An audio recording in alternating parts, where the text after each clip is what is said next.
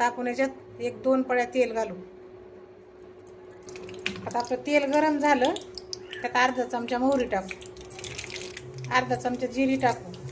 आता या हिरव्या मिरच्या कापलेल्या आपण त्याच्यात टाकू.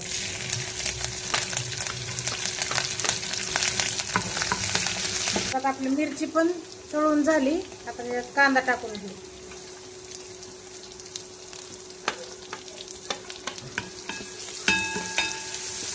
तर आपला कांदा परतून झाला. आता हे कापलेलं बटाटे घालू त्याच्यात. आता लसूण आहे त्याच्यातच टाकून घेऊ लगेच.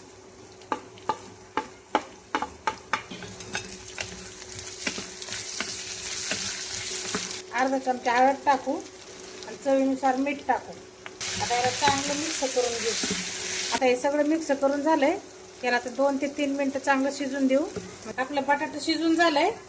इथं मी अर्धी गड्डी मेथीची बारीक निसून घेतली, ती पण त्याच्यात टाकू. आता हे चांगलं मिक्स करून घेऊ आपण.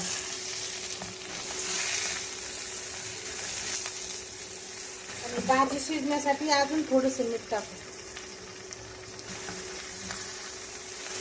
आता याच्यात आपण अर्धा कप पाणी होतो, कारण राहिलेला बटाटा आणि भाजी चांगली शिजून निघाल म्हणजे. आता याला 5 मिनिटं चांगलं शिजून देऊ आपण. आता आपली भाजी पण परतून झाली, बटाटा पण शिजून झालाय. तर याच्यामध्ये ना आपण 1 चमचा कांदा मसाला टाकू, म्हणजे चवीला खूप छान लागेल. आता हे एकदा मिक्स करून घेऊ. आता आपला मेथी बटाटा तयार झाला. आता आपण ताटात काढून घेऊ आता आपला मेथी बटाटा.